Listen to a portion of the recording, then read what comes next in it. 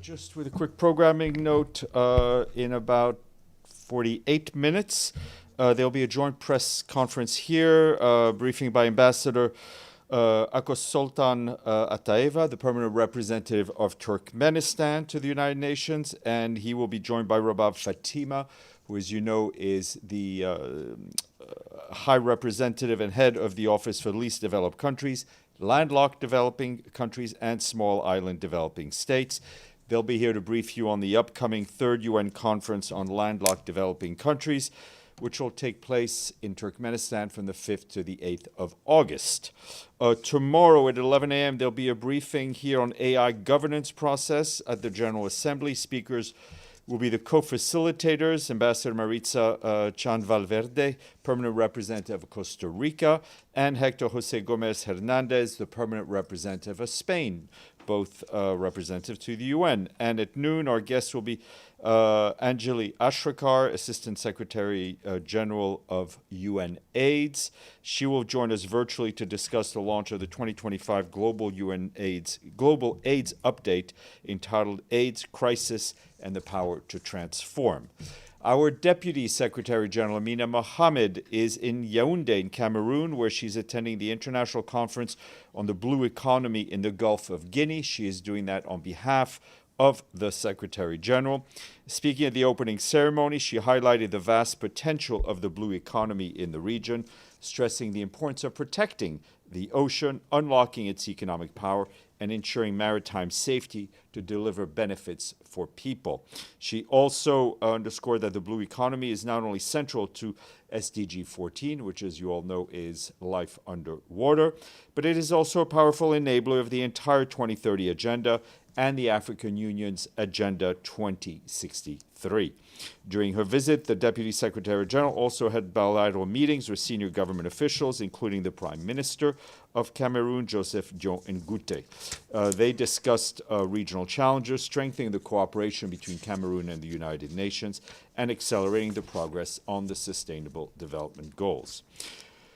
Hans Grunberg, our special envoy for Yemen, briefed the Security Council today and expressed his grave concern at the escalation in the Red Sea with attacks on two commercial ships earlier this week by Ansar Allah that resulted in civilian loss of life and casualties, as well as the potential for environmental damage to the Red Sea.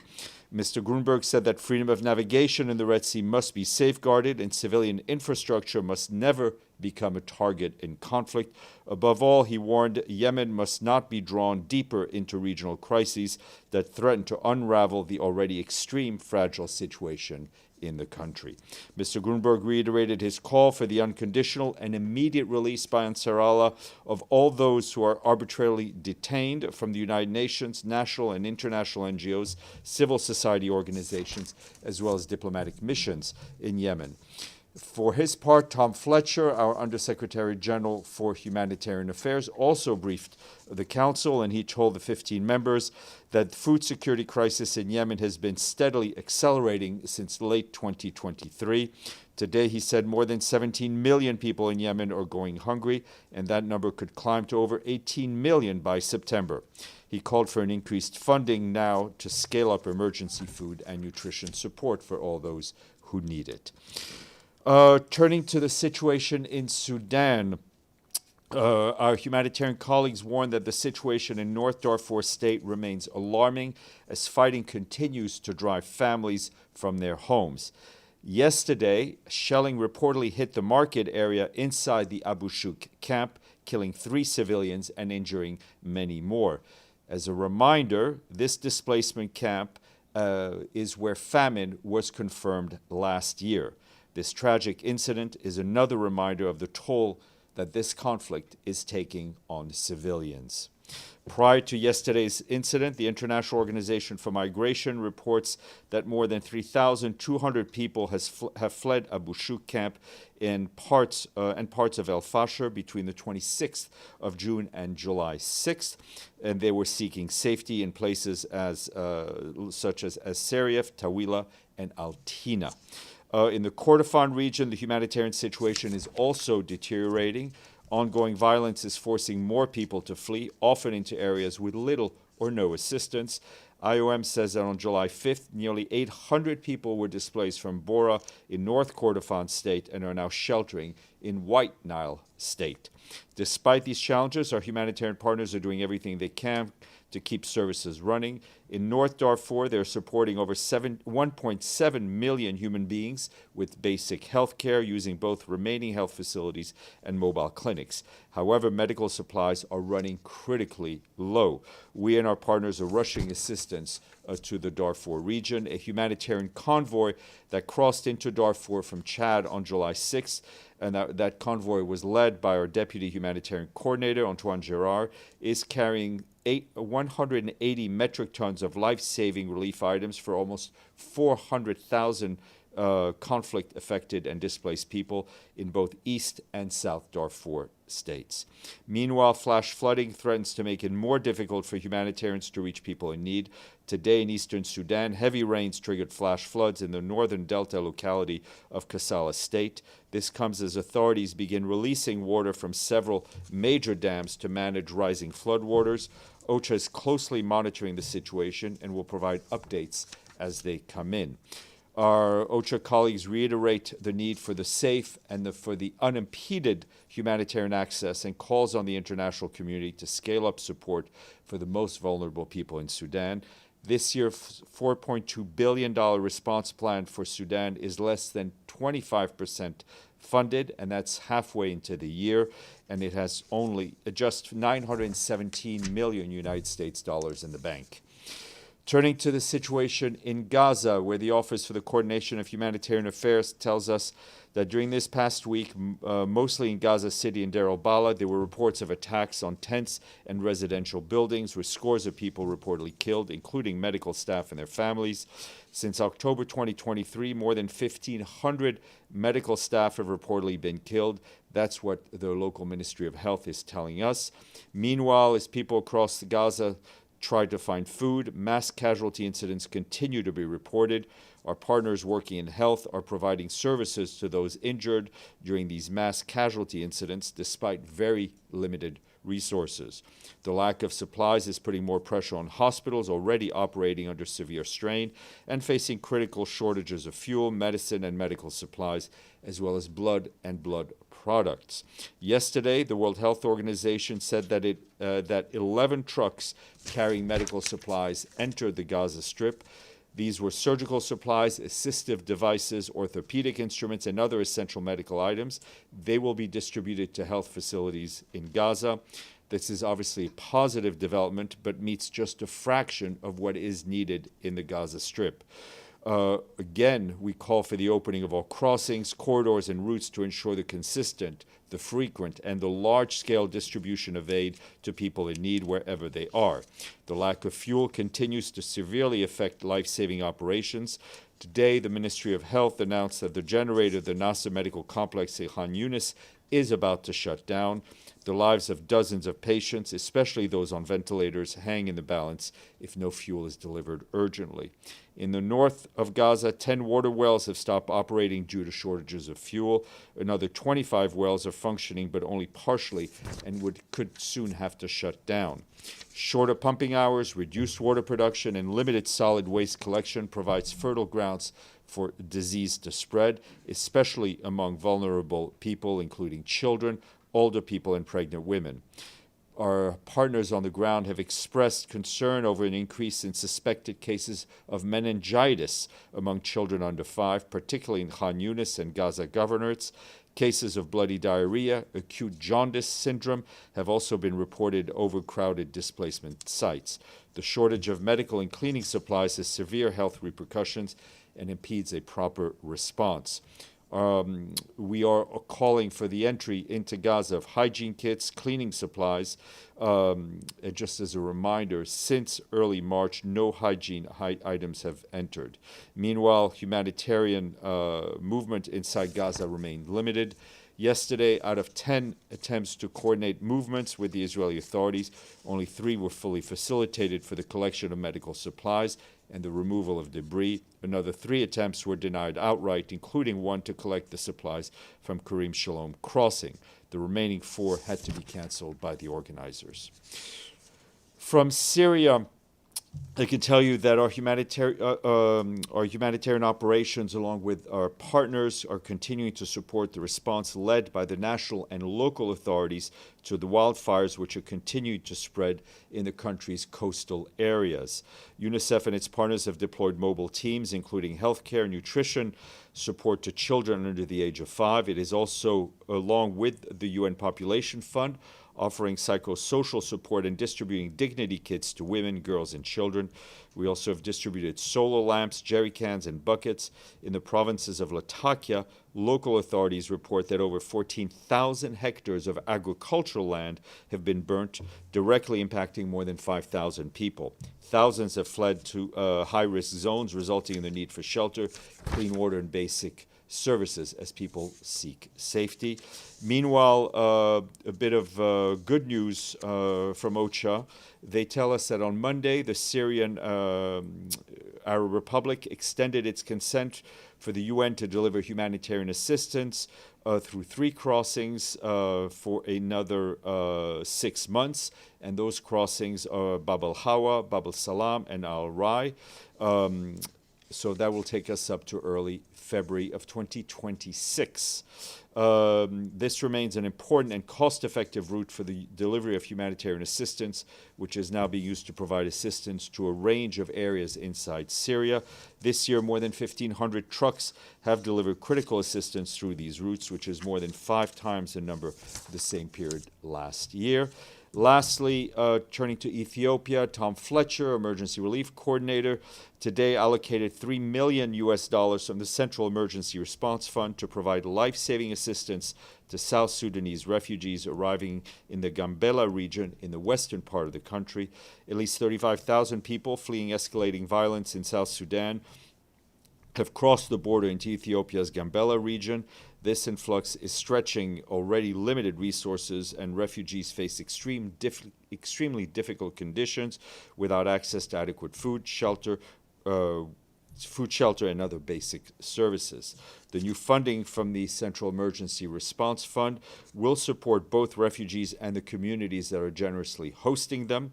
It will also be prioritizing food, protection, shelter, clean water, sanitation, health, and other critical support for vulnerable groups, including women and children, who have yet to receive any assistance. On that note, Deji, then Edie. Any response? Wow. Any response from the Secretary General on the Israeli Defense Minister Katz's idea of a so-called humanitarian city on the ruin of Gaza City to concentrate all Gaza population? We have. It's not the first time we've heard of such projects. We firmly stand against any forced displacement of people that would only increase risks to themselves. But if they decide to do that, what can stop them from doing that? I think that's a question you can probably answer yourself. Edie. Thank you, Steph. We've been hearing probably every day for the last 2 weeks about fuel shortages in Gaza. What is the Israeli government's explanation to the United Nations of why it is barring any fuel trucks from going into Gaza? Well, I can tell you that the UN and our operations needs hundreds of thousands of liters of fuel every day to keep things going. We are at a very low point. I don't want to say any more on fuel right now because we may have some updates for you later today. Okay, and does the Secretary General have any comment on Russia's largest bombardment in Ukraine of this war, which I believe was overnight? I mean, like we said earlier over the weekend, I mean, we continue to condemn these attacks and attacks on civilian infrastructure. We want to see an end to this war. Michelle, then Abdelhamid, then Benny. Sorry, on fuel in Gaza. We've heard a lot for a long time now that you're down to low reserves. Any sort of days? Weeks? Again, I don't want to say. Let me two things. One, I do not want to say anything more on fuel because we may have an update later today. It is very hard to tell you how many days we have left, because every day that the fuel reserves get lower, the more we stretch, right? At some point, like when you stretch a rubber band, things will break. But as I said again, I will hope to have an update on fuel today. And have you engaged the services of any other countries to help with this? I mean, we've constantly engaged with many countries to help use their influence to ease the humanitarian situation in Gaza. Abdelhamid, then Benny. Thank you, Steph. In the West Bank, at least 3 refugee camps completely being destroyed day in and day out. Tul Karim and Ain Shams and Jenin. And the Israeli pledging that they will open the area and not allow refugee camps to be there. So do you have any comment on that? I think we've been extremely clear and transparent at expressing our deep concern at the worsening situation in the occupied West Bank for Palestinian civilians, not only in the face of government action, but in the face of settler action. And our colleagues at OCHA, I think, report either once or twice a week on the situation. We'll continue to do so. When the settlers attack a Palestinian village, destroy their trees and fields and steal their goats, do the villagers, do the population of this village have the right to resist? Look, people have a right anywhere in the world to self-defense. We want to see an end to this violence. Benny, and then Pam. So, to paraphrase Rodney King, why can't we all get along? UN aid on one hand, GHF on the other. Why is the UN so anti-GHF? We're not anti-GHF, Benny. We Anwar are. said- No. You've asked me a question. Let me. That was a question mark. If that Yes, was a it question was. mark and you paused, so let me take this let me be opportunistic and try to answer your question. We are not anti-GHF, right? We are for humanitarian aid. We've said it over and over again. The UN alone cannot handle the humanitarian needs. We want to be able to do our work to full capacity, which is not something we've been allowed to do. We ask others who are doing humanitarian aid or who are trying to do humanitarian aid or who are doing, frankly, one could describe just food distribution, to do it in a way that doesn't put at risk the people they're trying to help. There are basic principles that are adopted by the General Assembly that are globally accepted by the humanitarian community, of impartiality, of independence, of neutrality, and of humanity. We will not work with people who do not meet those standards, right? Now, if the GHF or any other group wants to work in a way that meets those standards, we will cooperate with any of them fully, and we've been very clear on that. Lazzarini, who heads a UN agency, calls to dismantle the GHF. Look, So does Hamas. Why are you on the same side? we are on the side of helping people in a way that does not get them killed. Pam. Wait, I still please. don't understand. UNRWA is the largest UN agency, and it calls to dismantle. I think what the so message does the Secretary General also call to dismantle? The message, I think, from UNRWA to the GHF is for them to conduct their work with the minimum, with the standards that is acceptable to all. That was not the message in the statement that they put out, which said dismantle the GHF. I've answered the question to the best of my limited ability. Pam. Okay. Thanks. We heard a lot about the Red Sea today, the Red Sea attacks, and 2216, the UN Security Council resolution that has not been able to appoint an expert to the panel of expert because of differences in the council. Is there any attempt to get talks underway on these attacks in Yemen? Mr. Grunberg continues to engage with all parties, including Ansar Allah. Okay, and on another maritime security, any updates? There's nothing going on about Black Sea grain initiative, and is the mechanism still in place in Istanbul? The UN? The mechanism that sat in Istanbul for over a year stopped functioning quite a long time. And nothing else has come up? Not that I'm aware of. Okay, thank you. Okay. Linda Fasula. I didn't even raise my hand. You were handling the microphone, so which to me is a observant. sign of somebody wanting to ask a question. Oh God, I better ask one. Okay, going back to Gaza, what can you give us an update or whatever the latest info is in regard to the level of fighting going on there between the Houthis?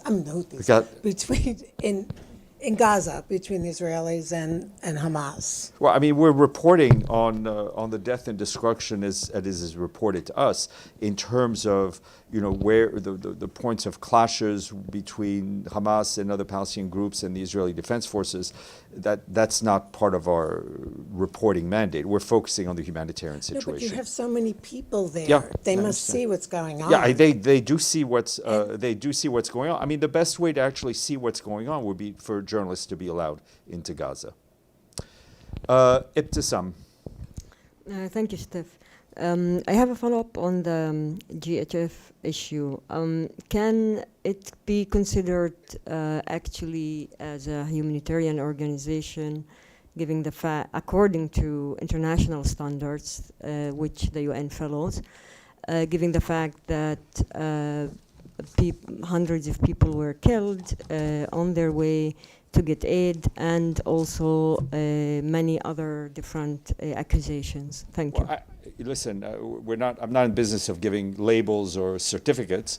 They seem to be running a food distribution system that is putting that while some people are getting food, people are also getting killed trying to get that food. That's not a way we would run a humanitarian operation. I have a follow-up on Yemen. In his statement to the Security Council, Mr. Fletcher talked about 17 million people in Yemen are going hungry. Can we have a little bit more details about the levels of hunger? I mean, whether we'll try to get that. We'll try you. to get those more granular details for you. Deji, then Abdelhamid. That's not your prerogative. We're not in the legislative chamber.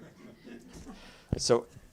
No, I just since we're talking about this Gaza Humanitarian Fund, I remember you just said in the beginning of this whole operation, it's not meet the standards of the UN humanitarian operations. Mm-hmm. That would lead to, is that the reason you would describe that all the incident happened during their close to their distribution site? Well, when you're running a militarized food distribution, when you're forcing people into barbed wire lined corridors, when you're pushing them to be near military checkpoints, it's a recipe for what is happening. Last week, I believe it's more than 140 NGOs, very important NGOs, mm-hmm. they demanded to dismantle mm-hmm. Gaza Humanitarian Fund. UN will never be one of them who's joined them to ask to dismantle it. Well, we've been very clear and critical of the way they operate. Yeah, but not dismantle. We want them, and we want anyone who distributes aid in Gaza to operate along the basic humanitarian principles which are enshrined in General Assembly resolutions, which I'm happy to read again for you, which are humanity, impartiality, neutrality, and independence. Speaking of all four of those, Abdelhamid. Thank you. Two questions. One on South Lebanon. Israeli did not stop attacking South Lebanon the last few days, almost every single day. And I ask why these attacks do not show in your daily briefing. Listen, our peacekeepers today are telling us that IDF presence and activities north of the Blue Line, again, they urge them and all the parties to respect 1701. We've been reporting on it. I mean, I think I reported on it twice last week. Thank you. My second question, WHO said that children in Gaza under 5 years old are dying 10 times more than before October 23. And children under 1 month are dying 6 times more than before 2023. Are these considered first part of the tally of the numbers people killed in Gaza? Do we add these children killed? Well, I think the numbers that are being released by the Gaza Ministry of Health include people who are dead. I mean, I think that's a question you need to ask the people who are collating the numbers. Linda, then Benny. Thank you, Steph.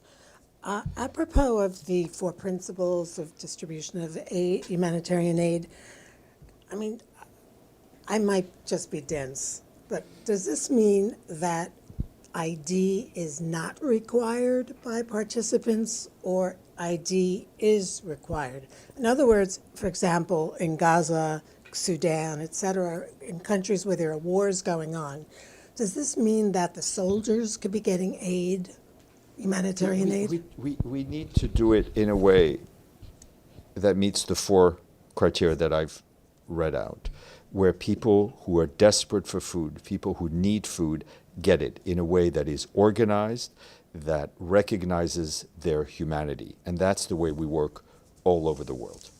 Benny.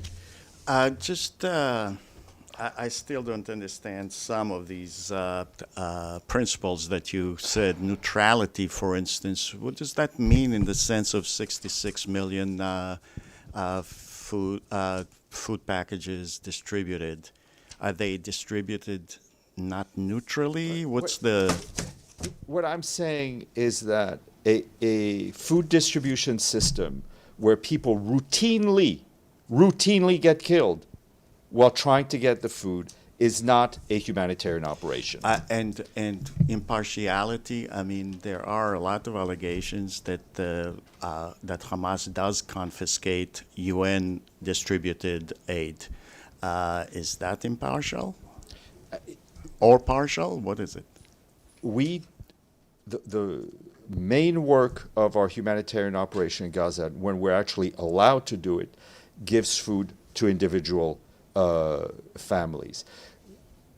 We will continue to advocate to operate in that way. Is the Gaza Humanitarian Forum way of working foolproof?